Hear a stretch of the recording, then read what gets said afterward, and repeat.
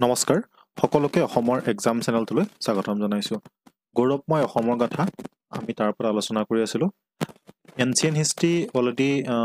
video' upload হৈ গৈছে এইটো হৈছে 4 নম্বৰ ভিডিঅ' তো আপোনালোকে যদি চোৱা নাই সেইখিনি চাই ল'ব বস্তুখিনি প্ৰথমৰ পৰা আৰম্ভ কৰিব তেতিয়া বুজাত বহুতখিনি সুবিধা হ'ব তো আপোনালোক যদি আমাৰ চেনেলটোলৈ নতুনকৈ আহিছে অনুগ্ৰহ কৰি আমাৰ চেনেলটো ছাবস্ক্ৰাইব কৰিব আৰু লগৰ বন্ধু বান্ধৱীসকলৰ লগত শ্বেয়াৰ কৰিব বুলি আমি আশা কৰিলোঁ আমি ভাস্কৰ বৰ্মনৰ ওপৰত পঢ়ি আছিলোঁ বৰ্মন ডাইনেষ্টিৰ ওপৰত পঢ়ি আছিলোঁ যোৱাটো ভিডিঅ'ত আমি তেওঁলোক প্ৰথম কোনে প্ৰতিষ্ঠা কৰিছিলে পুষ্য বৰ্মন তো গোটেইখিনি বস্তু চালোঁ সেইখিনিৰ পৰা কণ্টিনিউ কৰি আহিব তো ভাস্কৰ বৰ্মনৰ বিষয়ে আমি অকণমান চাই আহিছিলোঁ তো আজি আমি এইখিনিৰ পৰা চাম বস্তুখিনি কণ্টিনিউ চলি আহিছে যিহেতু গতিকে আপোনালোকে প্ৰথমৰ পৰা চাবলৈ চেষ্টা কৰিব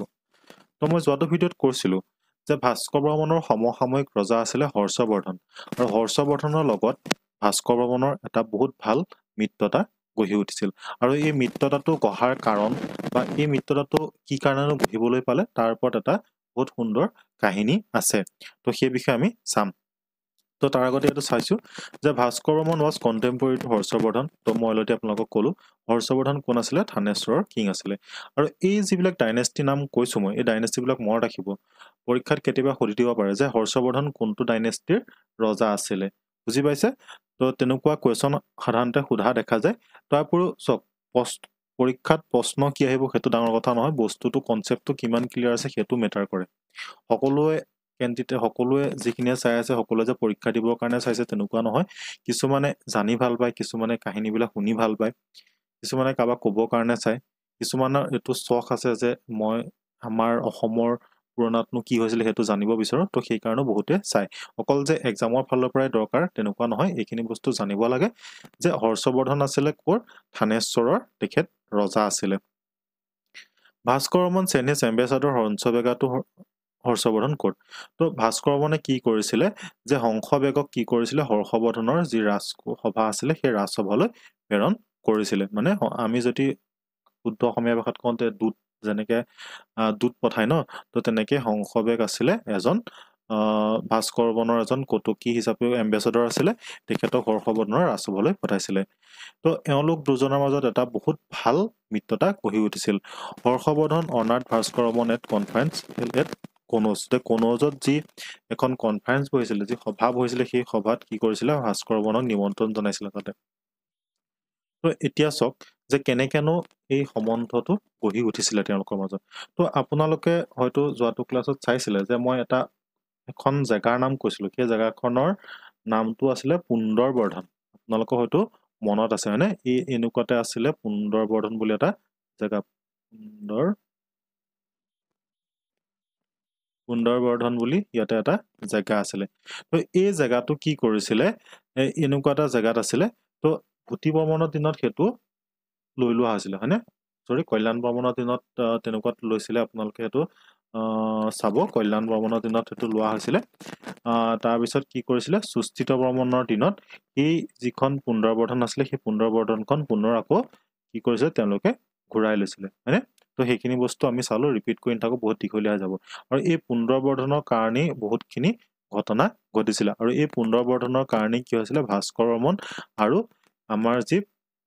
হৰ্ষবৰ্ধন আছে সেই হৰ্ষবৰ্ধনৰ মাজত এটা মিত্ৰতা হৈছিলেগৈ মানে তেনেকেই তেওঁলোকৰ মাজত এটা ভাল সম্বন্ধ গঢ়ি উঠিছিলে তো তাৰ কাৰণে অকণমান দীঘলীয়াকৈ এই বস্তুটো বুজিব লাগিব তো এইখন হৈছে ভাৰতবৰ্ষৰ মেপ সেইখন সময়ৰ ভাৰতবৰ্ষৰ মেপ বুলি আমি ক'ব পাৰোঁ তো ইয়াতে কি আছিলে ইয়াতে এটা ডাইনেষ্টি ইয়াতে থানেশ্বৰখন ইয়াতে আছিলে ইয়াতে মুখাৰীসকল আছিলে ইয়াতে যি মালোৱা আছিলে তেনেকে ইয়াতে গৌৰৱ আছিলে তাতে কৰিছিলে শশাংকয়ে তাতে ৰাজত্ব কৰিছিলে গৌৰৰ ৰাজধানী আছিলে কৰ্ণ সুবৰ্ণ আছিলে আৰু এইখন হৈছে আমাৰ কামৰূপ বুজি পাইছে আৰু এই কামৰূপত তেতিয়া কোন আছিলে বৰ্মন ডাইনেষ্টি মানে যেতিয়া বৰ্মন ডাইনেষ্টি কামৰূপত আছিলে তেতিয়া ভাৰতৰ বেলেগ বেলেগ ঠাইত ইয়াত যেনেকে এইখিনিত আছিলে থানেশ্বৰ তাতে পুষ্যৱতী ডাইনেষ্টি আছিলে তেনেকে ইয়াতে কনৌজত আছিলে তেতিয়া মুখাৰীজ আছিলে তেনেকে ইয়াত মালোৱাত আছিলে তেতিয়া দেৱগুপ্তে তাতে শাসন কৰি আছিলে আৰু গৌৰত কোনে শাসন কৰিছিলে শশাংকই শাসন কৰি আছিলে তো ইয়াতে এতিয়া বহুত ধুনীয়া এটা কাহিনী আছে কাহিনীটো চাওক যে পুষ্যৱতী যি ডাইনেষ্টি আছে পুষ্যৱতী ডাইনেষ্টিৰ যিজন ৰজা আছিলে তেখেতৰ নাম আছিলে প্ৰভাকৰ বৰ্ধন মনত ৰাখিব বুজি পাইছে যে পুষ্যৱতী ডাইনেষ্টি যিটো আছিলে এই পুষ্যৱতী ডাইনেষ্টিৰ প্ৰতিষ্ঠাপক চালুক্য হওক বা ৰজাই হওক ঠিক আছে তেনে ইমানখিনি আমাক ডিটেইলছত নালাগে জাস্ট ইমানটো জানি থওক যে যেতিয়া এই গোটেই ঘটনাবিলাক যেতিয়া হৈছিলে তেতিয়া পুষ্যভূতি ডাইনেষ্টি আছিলে প্ৰভাকৰ বৰ্ধন আছিলে প্ৰভাকৰ বৰ্ধনৰ ৰাজ্যবৰ্ধন আৰু হৰ্ষবৰ্ধন এওঁলোক আছিলে পিতেক আৰু ৰাজশ্ৰী বুলি তেওঁলোকৰ এগৰাকী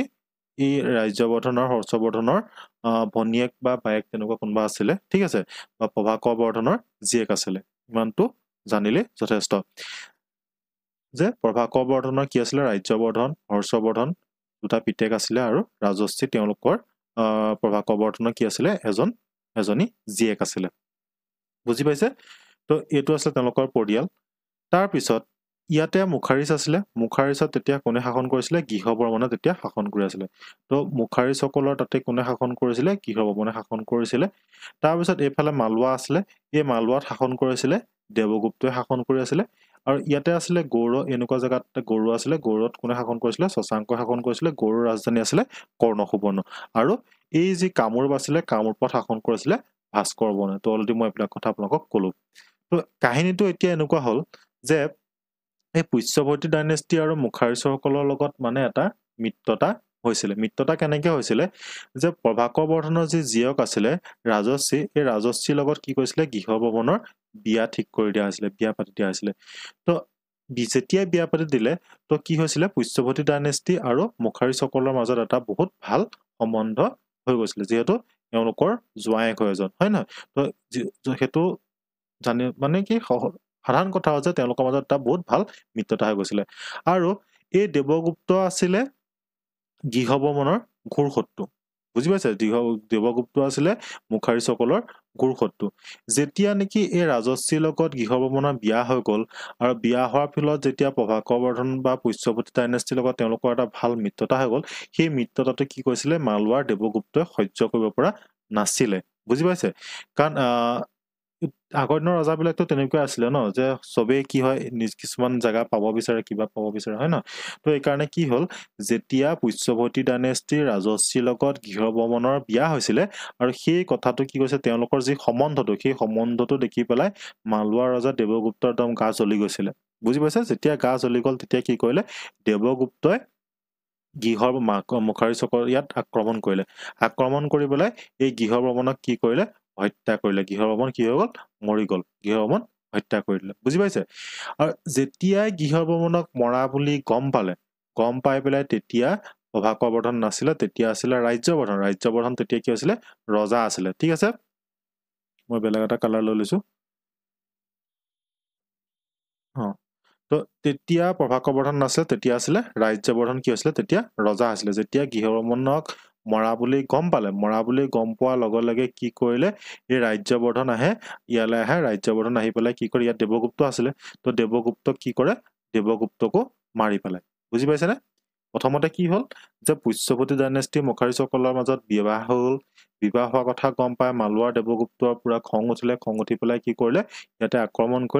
কৰি পেলাই গৈ পেলাই কি কৰিলে গৃহবৰ্মনক মাৰি পেলালে আৰু গৃহবৰ্মনক মৰা বুলি যেতিয়া গম পালে তেতিয়া পুষ্যভূতি ডাইনেষ্টিত আছিলে ৰাজ্যবৰ্ধন আৰু ৰাজ্যবৰ্ধনে কি কৰে আক্ৰমণ কৰি পেলাই আকৌ দেৱগুপ্তকো মাৰি পেলাই বুজি পালে দেৱগুপ্তকো তেতিয়া মানে এফালৰ পৰা এটাকে মৰি গৈ আছে তাৰপিছত এই দেৱগুপ্তৰ লগত আকৌ শশাংকৰ বহুত ভাল এটা মিত্ৰতা আছিলে মানে বহুতেই ভাল বুজি পাইছে তো মানে ইটোৱে সিটোৰ কাৰণে জান দি দিব পৰা তেনেকুৱা ধৰণৰ এটা বন্ধুত্ব তেওঁলোকৰ মাজত আছিলে আৰু যেতিয়া গম পালে যে দেৱগুপ্তক কি কৰিলে ৰাজ্যবৰ্ধনে হত্যা কৰিলে তেতিয়া শশাংকই কি কৰিলে শশাংকই আহি যায় শশাংক তেতিয়া কি এইফালে আহি যায় ইয়ালে এনেকে আহি গ'ল শশাংক আহি গ'ল আৰু সেইকণ সময়তে কি কৰিছিলে ৰাজ্যবৰ্ধনে গৃহবৰ্মনক মাৰি পেলাই ৰাজ্যবৰ্ধনে দেৱগুপ্তক মাৰি পেলাই পুনৰ এনেকে আহি আছিলে এইফালে পুনৰ তেখেত আহি আছিলে এই আহি থাকোতে কি কৰিলে শশাংকই বাটতে ধৰি পেলাই ৰাজ্যবৰ্ধনক মাৰি পেলালে বুজি পালানে কেনেকে মাৰি পেলালে প্ৰথমতে মৰিলে তাৰপিছত আকৌ গৈ মৰিলে মানে এতিয়া কোন ঠাই গ'ল শশাংক ঠাই গ'ল যেতিয়া ৰাজ্যবৰ্ধন মৰি গ'ল ৰাজ্যবৰ্ধন মৰাৰ পিছত তেতিয়া কোন ৰজা হ'ল হৰ্ষবৰ্ধন হৈ গ'ল ঠিক আছে হৰ্ষবৰ্ধন তেতিয়া ৰজা হৈ গ'ল আৰু যেতিয়া হৰ্ষবৰ্ধন ৰজা হৈ গ'ল তেতিয়া হৰ্ষবৰ্ধনে নিজৰ ককায়েকৰ ইয়াৰ ভিতৰতো বহুতখিনি কিছুমান কাহিনী আছে জাষ্ট চিম্পল ইমানে জানি লওক যে হৰ্ষবৰ্ধনে কি কৰিলে ককায়েকৰ মৃত্যুৰ বদলা ল'বৰ কাৰণে ঠিক আছে ককায়েকক যিহেতু শশাংকই মাৰিলে এই শশাংকক মাৰিবৰ কাৰণে তেখেতে সদায় চিন্তা কৰি আছিলে আৰু তেওঁলোকে এটা উপায় সদায় বিচাৰি আছিলে আৰু ভাস্কৰ বৰ্মন তেতিয়া আমাৰ কামৰূপত আছিলে ভাস্কৰ বৰ্মনেও যি পুণ্ডৰবৰ্ধনখন হেৰুৱালে সেই পুণ্ডৰবৰ্ধনখন কাৰ আণ্ডাৰত আছিলে শশাংকৰ আণ্ডাৰত আছিলে তো ভাস্কৰ বৰ্মনেও বিচাৰি আছিলে কি যে শশাংক মৰক আৰু পুণ্ডৰবৰ্ধনখন পুনৰ কামৰূপ সাম্ৰাজ্যৰ অন্তৰ্গত হওক তো যেতিয়া এই কথাবিলাক গম পোৱা গ'ল তেতিয়া কি কৰিলে ভাস্কৰ বৰ্ধন আৰু হৰ্ষবৰ্ধনে এটা মিত্ৰতা কৰিলে যে হৰ্ষবৰ্ধনে কি কৰিব এইফালৰ পৰা আক্ৰমণ কৰিব আৰু ভাস্কৰ বৰ্মনে কি কৰিব এইফালৰ পৰা আৰম্ভ কৰিব মানে এটাই পূবৰ পৰা আক্ৰমণ কৰিব এটাই পশ্চিমৰ পৰা আক্ৰমণ কৰিব আৰু তেনেকৈ আক্ৰমণ কৰি পেলাই কি কৰিছিলে শশাংকক হত্যা কৰা হৈছিলে ঠিক আছে কৰ্ণসুবৰ্ণত শশাংকক হত্যা কৰা শশাংকক মাৰি পেলাইছিলে আৰু তেনেকেই কি হ'ল হৰ্ষবৰ্ধন আৰু ভাস্কৰ বৰ্মনৰ মাজত এটা বহুত ধুনীয়া মিত্ৰতা হৈছিলে ঠিক আছে তো চিম্পল কাহিনী হেতুৱে হয় যে বুজি পালে হয়তো আৰু ইয়াৰ পিছতে কি কৰিলে ভাস্কৰ বৰ্মনে যি বামুণসকলক পুথি বৰ্মনৰ দিনত কি কৰিছিলে বামুণসকলক এই পুণ্ডৰবৰ্ধনত ভূমিদান কৰিছিলে বামুণসকলক ভূমিদান কৰিছিলে আৰু শশাংকক মৰাৰ পিছতে কি কৰিলে ভাস্কৰ বৰ্মনে পুনৰ এই যি নিধানপুৰ গান আছিলে সেইখন পুনৰ জাৰি কৰিছিলে ঠিক আছে জাষ্ট চিম্পল কাহিনী হেতুৱে আছিলে তাৰপিছত চাওক হিউৱেন চাং তো ভাস্কৰ বৰ্মনৰ দিনত কি হৈছিলে হিউৱেন চাং কামৰূপ সাম্ৰাজ্যলৈ আহিছিলে তো হিউৱেন চাং আছিলে এজন চীনা পৰিব্ৰাজক তেখেত কামৰূপলৈ বুলি অহা নাছিলে তেখেত কলৈ আহিছিলে তেখেত আহিছিলে ভাৰতলৈ তেওঁ এজন বুদ্ধিষ্ট আছিলে তেখেত তেতিয়া আহিছিলে নালন্দা বিশ্ববিদ্যালয়লৈ নালন্দা বিশ্ববিদ্যালয়ত তেতিয়া হেড আছিলে শিলভদ্ৰ সেইটো মনত ৰাখিব ঠিক আছে শিলভদ্ৰ আছিলে নালন্দা ইউনিভাৰ্চিটিৰ তেতিয়া হেড আৰু যেতিয়া ভাস্কৰ বৰ্মনে গম পালে যে হিউৱেন চাং কি হৈছে নালন্দা ইউনিভাৰ্চিটিলৈ আহিছে নালন্দা বিশ্ববিদ্যালয়লৈ আহিছে তেতিয়া শিলভদ্ৰক অনুৰোধ কৰিলে যে হিউৱেন চাঙক কি কৰিব লাগে কামৰূপ সাম্ৰাজ্যলৈ পঠিয়াব লাগে প্ৰথম অৱস্থাত শিলভদ্ৰই ইমান গুৰুত্ব দিয়া নাছিলে যদিও পিছত ভাস্কৰ বৰ্মনৰ অলপ মানে ভয় ভাবুকি দেখুৱাৰ পিছত শিলভদ্ৰই কি কৰিছিলে হিউৱেন চাঙক কামৰূপলৈ পঠাইছিলে ঠিক আছে তো কাৰ অনুৰোধত আহিছিলে বুলি ক'ব পাৰি হিউৱেন চাং কামৰূপলৈ শিলভদ্ৰৰ অনুৰোধত আহিছিলে বুজি পাইছে তো during his reign the Chinese pilgrim Hiuen Tsang visited Kamarup and wrote about the kingdom in his book CU কি এই নামটো মনত ৰাখিব তো হিউৱেন চাঙে কি কৰিছে তেখেতৰ এখন গ্ৰন্থ আছে CU কি বুলি আৰু সেই CU কিখনত কি কৰিছে কামৰূপ সাম্ৰাজ্যৰ বিষয়ে বহুতো বিৱৰণ তেখেতে দাঙি ধৰিছে Hiuen Tsang left a detail account on Kamarupa he also designated Bhaskar Varman as the king of eastern India আৰু এই যিখন চিউকি আছে সেই চিউকিখনতে কি কৰিছে ভাস্কৰ বৰ্মনক হিউৱেন চাঙে কি কৰিছে কি বুলি উল্লেখ কৰিছে যে the king of eastern India পূবৰ তেখেতক এজন মহান এৰিষ্টক্ৰেটিক কিং অফ নৰ্থাৰ্ণ ইণ্ডিয়া বুলি তেখেতক তাতে বৰ্ণনা কৰা হৈছে বুজি পাইছে আৰু হিউৱেন চাং কি কাৰণে আহিলে বুলি ক'লো যে শিলভদ্ৰৰ অনুৰোধত তেখেত কামৰূপ সাম্ৰাজ্যলৈ আহিছিলে এইটো মনত ৰাখিব তাৰপিছত চাওক যে Hiuen Tsang a Chinese Buddhist pilgrim and scholar left details note about the kingdom of Kamarup modern day Assam in the travelogue তো হিউৱেন চাঙৰ যি চিউকিখন আছে সেই চিউকিখনত কি কৰিছে কামৰূপ সম্বন্ধে এটা ধুনীয়া টোকা ডাঙৰ টোকা তেখেতে লিখি থৈছে আৰু এই হিউৱেন চাঙৰ টোকাটোৰ পৰা আমি সেইখন সময়ৰ কামৰূপ সাম্ৰাজ্যৰ বিষয়ে আমাৰ যে কামৰূপখন কেনেকুৱা আছিলে সেই সম্বন্ধে আমি বহুতখিনি কথা আমি অনুভৱ কৰিব পাৰোঁ বা আমি বুজিব পাৰোঁ তো তেখেতে আমাৰ কামৰূপখনৰ মানে যিটো আকাৰ সেই আকাৰৰ বিষয়ে তেখেতে লিখিছে যে Hiuen Tsang wrote that Kamarupa was about 1700 miles যিটো 10,000 লি ইন circumferences তো হিউৱেন চাঙে তেখেতে কি বুলি কৈছে যে কামৰূপখনৰ যি পৰিধি সেই পৰিধিটো প্ৰায় 1700 মাইল বুলি হ'ব পাৰে বুলি কৈছে আৰু সেইখন সময়ত কেপিটেল আছিলে দা চিটি was about 30 লি ইন সাইজ ঠিক আছে ৰাজধানী চহৰখনৰ আকাৰ আছিল প্ৰায় 30 লি ইয়াত লিটাৰ হৈ আছে সৰি এটো ভুল হৈ আছে 30 লি তাৰপিছত তাৰ মাটি সম্বন্ধেও লিখিছে যে মাটিখিনি কি আছিলে মাটিখিনি নিম্নগামী আছিল যদিও চহকী আৰু ভালদৰে খেতি কৰা আছিল মানে বহুত ভাল মাটি আছিল ঠিক আছে বহুত ভাল খেতি হয় এবিলাকে লিখিছে আৰু সেইখন সময়ত তাৰ মাটিবিলাকে জেকফ্ৰুইট আৰু কোকোনাট মানে কঁঠাল আৰু নাৰিকলৰ খেতি কৰে বুলি এই কথাটো আমাক উল্লেখ কৰি দিছে আৰু তাৰ জলবায়ু আছিলে কি বহুত ভাল এটা জলবায়ু আছিলে প্লিজেণ্ট বুলি কৈছে তাৰপিছত মানুহবোৰ চুটি আছিলে হালধীয়া ৰঙৰ আছিলে তেওঁলোক মধ্য ভাৰতৰ দৰে ভাষা কৈছিলে বুলি ইয়াতে উল্লেখ কৰিছে তাৰপিছত ধৰ্ম সম্বন্ধেও তেখেতে লিখিছে এটা যে লোকসকলৰ বেছিভাগেই হিন্দু আছিল আৰু বহু দেৱতাক তেওঁলোকে পূজা কৰিছিল দেশত মাত্ৰ কেইজনমান বৌদ্ধালম্বী লোক আছিল যিসকলে গোপনে নিজৰ ধৰ্ম পালন কৰিছিলে মানে কামৰূপ সমাজত সেইখন সময়ত যিসকল লোক আছিলে সেইখন কি হ'ল মেক্সিমামেই হিন্দু সম্প্ৰদায়ৰ লোক আছিল বুলি তেখেতে উল্লেখ কৰিছে তাৰপৰিও লোকেশ্যনৰ ওপৰত তেখেতে এটা বৰ্ণনা দিছে যে কামৰূপৰ পূব সীমা চীন সীমান্তৰ ওচৰত পাহাৰৰ ৰেখা আছিলে তো কামৰূপৰ যি সীমা আছিলে সেয়া চীনৰ ওচৰলৈকে আছিলে দেশৰ পূব দিশত চীনৰ সীমান্তলৈকে বিস্তৃত অধিক পাহাৰ আছিল দেশৰ দক্ষিণ পূব অঞ্চলত বহুতো হাতী আছিলে তো সেইখন সময়ত যে বহুতো হাতী আছিলে সেই কথাও তেখেতে ইয়াতে উল্লেখ কৰিছে আৰু নদী সম্বন্ধেও তেখেতে লিখিছে কৰতা নদীৰ কথা লিখিছে কৰতা নদী পাৰ কৰি অসমলৈ মানে কামৰূপলৈ আহিবলগীয়া হয় তো আমি কৰতা নদীৰ কথা প্ৰি হিষ্ট্ৰীটো পাইছোঁ হয় ন তো এনচিয়েণ্ট হিষ্ট্ৰীটো পাইছোঁ তো কৰতা নদীখনে কি কৰিছে আমাৰ অসমৰ হিষ্ট্ৰীত এটা বহুত ডাঙৰ ভূমিকা পালন কৰে তাৰপিছত এইখন হৈছে মানে এখন মেপ ভাস্কৰ বৰ্মনৰ দিনত কি হৈছিলে কামৰূপ সাম্ৰাজ্যখন বহুত এটা বিস্তৃত এৰিয়া আছিলে তাৰ উপৰিও সাগৰীয় কিছুমান সীমাও কি কৰিছিলে ভাস্কৰ বৰ্মনৰ মানে সীমাৰ ভিতৰতে পৰিছিলে বুলি ক'ব পাৰি বিশেষকৈ নালন্দা বিশ্ববিদ্যালয়ৰ যেতিয়া শিলভদ্ৰক তেখেতে এটা ধমকি দিয়া চিঠি লিখিছিলে যে হিউমেন চাঙক কি কৰিব লাগে অসম কামৰূপলৈ পঠিয়াব লাগে তো তাৰ পৰা এটা ইতিহাসবিদসকলে অনুমান কৰে যে নালন্দা বিশ্ববিদ্যালয়খন যিখন আছিলে সেইখন সময়ত কামৰূপ সাম্ৰাজ্যৰ মানে ভাস্কৰ বৰ্মনৰ যি এৰিয়া আছিলে সেই এৰিয়াৰ ভিতৰতে পৰিছিলে বুলি বহুতে ক'ব খোজে তাৰ উপৰিও চাওক ইয়াতে আমি গম পাওঁ ন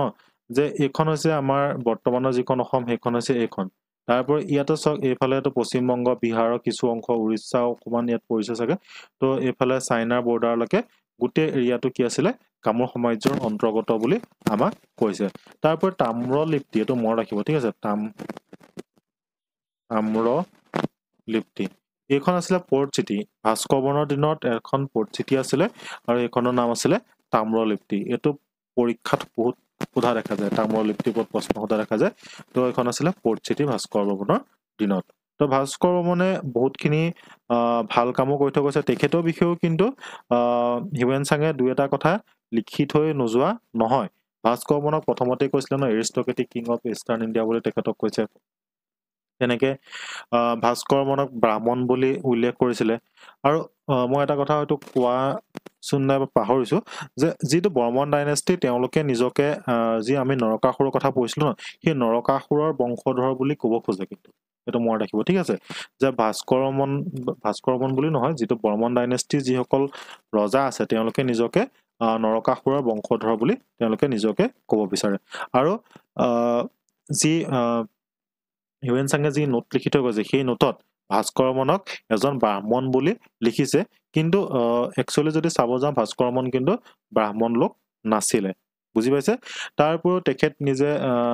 বেলেগ ধৰ্ম পালন কৰিছিলে হিন্দু ধৰ্ম পালন কৰিছিলে যদিও বুদ্ধ ধৰ্ম পালন কৰা লোকসকলেও তেওঁ সহানুভূতি জনাইছিলে যিহেতু এইটো কথা এনেকৈ বুজিব পাৰি যে হিউমেন চাং যিহেতু এজন বুদ্ধিষ্ট লোক আছিলে তেখেতক আদৰ সন্মানেৰে আৰু কামৰূপলৈ আনিবৰ কাৰণে তেওঁক য'তপূৰ্ণাস্তি চেষ্টা কৰিছিলে তাৰ উপৰিও কামৰূপত থাকি যাবৰ কাৰণে হিউমেন চাঙক অনুৰোধ কৰিছিলে বহুতখিনি প্ৰলোভনো তেখেতক দিয়া হৈছিলে কিন্তু হিউমেন চাঙে থকা নাছিলে বহুতখিনি গিফ্ট তেওঁক দিয়া হৈছিলে হিউমেন চাঙক দিয়া হৈছিলে কিন্তু হিউমেন চাঙে কেৱল মাত্ৰ এটা টুপিহে লৈছিলে এটা ভাস্কৰ বৰ্মনৰ পৰা মাত্ৰ এটা টুপিহে লৈছিলে বুলি উল্লেখ কৰা আছে তো ইয়াত লিখিছোঁ যে Bhaskar Varman was a bachelor king that is why he was known as Kumar Bhaskar Varman তো তেখেতে বিয়া পতা নাছিলে কাৰণে তেখেতক কি বুলি কোৱা হয় কুমাৰ ভাস্কৰ বৰ্মন হয় আৰু বিয়া নপতাৰ কাৰণে কি হৈছিলে ভাস্কৰ বৰ্মনৰ দিনতেই বৰ্মন ডাইনেষ্টিৰ অন্ত পৰে বুলি কোৱা যায় কাৰণ তেখেতৰ কোনো সতি সন্ততি নাছিলে যিহেতু বিয়াই পতা নাছিলে হয় নহয় তো the dynasty of Varman king ended with Bhaskar Varman 650 AD আৰু বৰ্মন ডাইনেষ্টিটো এনেকৈ কি হয় 650 AD ভাস্কৰ বৰ্মনৰ মৃত্যুৰ পিছতে বৰ্মন ডাইনেষ্টিটো ধ্বংস হয় বা সিমানতেই বৰ্মন ডাইনেষ্টি খতম হয় বুলি কোৱা হয় পুষ্য বৰ্মনে আৰম্ভ কৰা ডাইনেষ্টিটো কি হৈছিলে ভাস্কৰ বৰ্মনৰ দিনত শেষ হৈ গৈছিলে বুজি পালে তো এইখিনি আছিলে বৰ্মন ডাইনেষ্টিৰ ওপৰত বহুত ইম্পৰ্টেণ্ট হয় বস্তুখিনি চাবলগীয়া হয় ইয়াৰ পিছত শালস্তম্ভ ডাইনেষ্টি আহিব পাল বংশ আহিব ঠিক আছে তাৰপিছত আমি মডাৰ্ণ হিষ্ট্ৰীলৈ গুচি যাম মডাৰ্ণ হিষ্ট্ৰীত আমি মহম্মদিয়ান ইনভেজনৰ পৰা আৰম্ভ কৰি কমতা কিংডম কোচ কিংডম ঠিক আছে 12 ভূঞাসকলৰ তাৰপিছত আহোমসকলৰ গোটেইখিনি বস্তু আমি চাবলৈ চেষ্টা কৰিম গতিকে